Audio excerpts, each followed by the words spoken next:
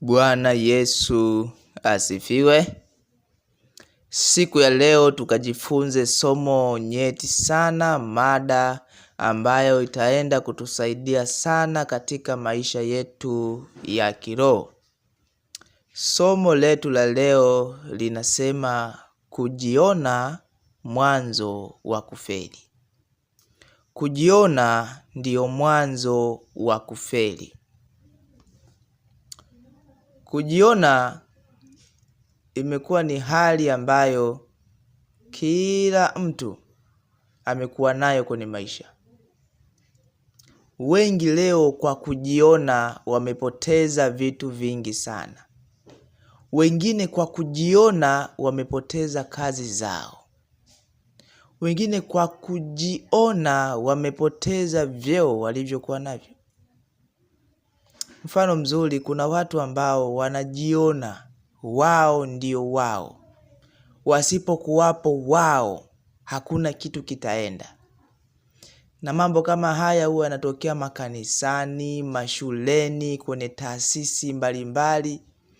Wapo wale watu ambao wanajiona. Nataka leo niwaambie kujiona ndiyo mwanzo wa kufeli. Kujiona kutakufanya usijue mambo mengi sana. Sasa somo la leo limebezi sana kwenye mada hii. Hali ya kujiona ipo kwa kila mwanadamu. Hali ya kujiona ipo kwa kila mwanadamu. Tangu dhambi ingie duniani, hali ya kujiona ipo kwa kila mwanadamu. Ndio maana Adam na Hawa walipokula lile tunda walijiona wako uchi. Kwa hiyo hali ya kujiona imekuja baada ya dhambi kuingia ulimwenguni. Hali ya kujiona, kila mwanadamu anayo hiyo ndani yake. Kujiona mimi ndio mimi, mimi ndio mimi. Hali ya kujiona. Lakini ni kwa wale tu ambao wamemruhusu Yesu waingie ndani yao. Ni kwa wale ambao wamekabidhi maisha yao kwa Yesu. Hawa pekee hali ya kujiona kwao imekufa, kwa sababu Kristo yumo ndani yao. Hali ya kujiona. Sasa kwa sababu kila mwanadamu anayo hiyo hali, Shetani anasimama kama mchochezi. Anasimama kama mchochezi. Na vichochezi vyake anatumia watu kuchochea ili hiyo hali ya kujiona iweze kumtawala mwanadamu. Sijui kama tunaelewana hapa. Shetani ni mchochezi na anatumia watu kuchochea ile hali ya kujiona ianze kutawala ndani ya mwanadamu. Maana anajua mwanadamu akitawaliwa na hali ya kujiona yupo katika hatari kubwa sana ya kuanguka. Hali ya kujiona. Mwanadamu yoyote akienda kutawaliwa na ile hali ya kujiona, anakuwa kwenye hatari kubwa sana. Kwanza macho yake hufumbwa, ufahamu wake hufungwa. Ndio maana wanaojiona hawajui vitu vingi sana. Hukoswa kujua vitu vingi sana. Wajuaji, maana kujiona kuna za kiburi. Kwa hiyo Shetani anatumia watu. Anawatumiaje watu? Asa leo nimebezi sana kwenye maandiko. Ikifikia stage ukaanza kujiona unayajua maandiko sana, upo kwenye hatari.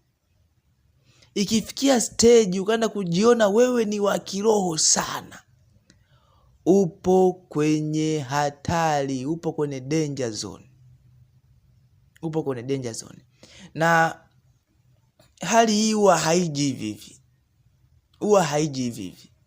Kama jinsi nilivyosema, shetani anatumia watu. Kwa hiyo utashangaa tu watu wanaanza kuja kwako, siku hizi huyu jamaa anajua sana. Anajua sana maandiko, anahubiri sana vizuri.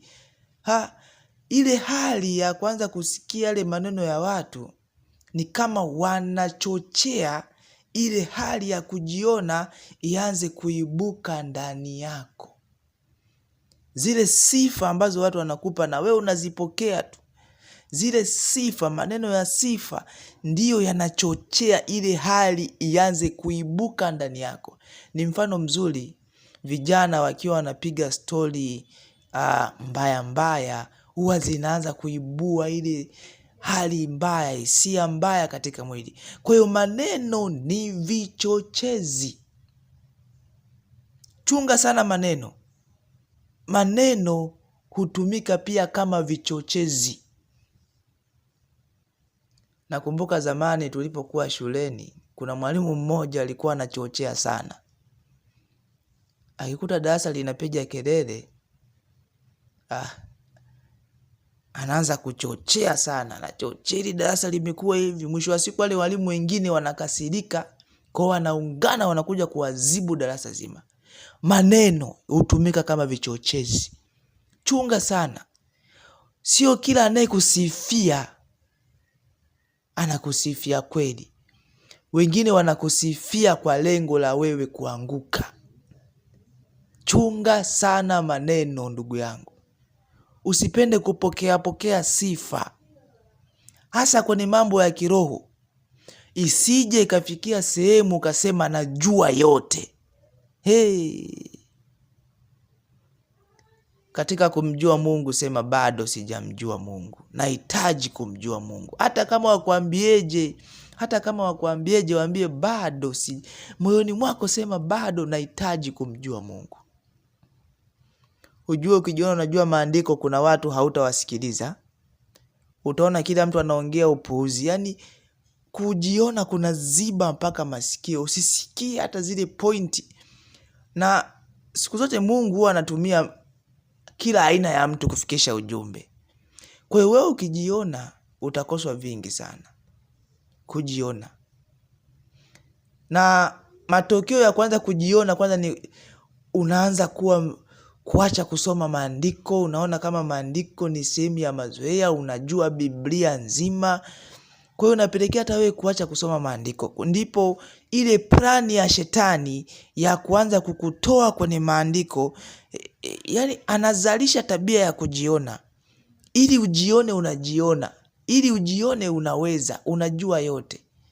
Lengo lake uache kusoma maandiko, uache kusikiliza watu. Sasa ukishaanza kujiondoa taratibu katika msingi wa neno, taratibu haujijui, taratibu mwisho wa siku anakuvuta kwenye mitego yake.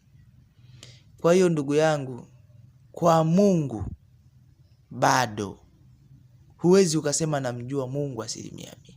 Kwa Mungu tunahitaji kujifunza kila siku.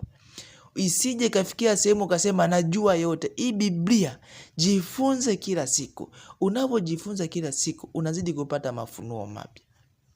Imagine Biblia na miaka mingapi tokea iandikwe, ni mingi, lakini bado iko pale pale. Leo wanahubiri hawa wanapata mafunuo. Kwa hiyo hii hali ya kujiona ikatae kuanzia leo kwa jina la Yesu. Ni hali ambayo inazalishwa na shetani. Shetani ni mchochezi.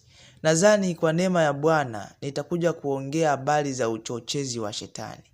Leo nimeongea katika hali ya kujiona. Shetani anachochea, ndio kazi anayoifanya. Anachochea.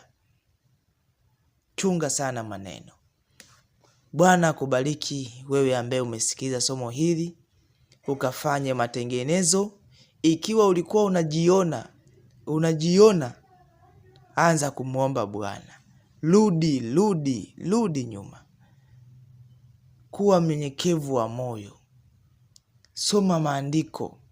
Sikiliza yale yaliyo sahihi, yafanyie kazi. Soma neno, usijione.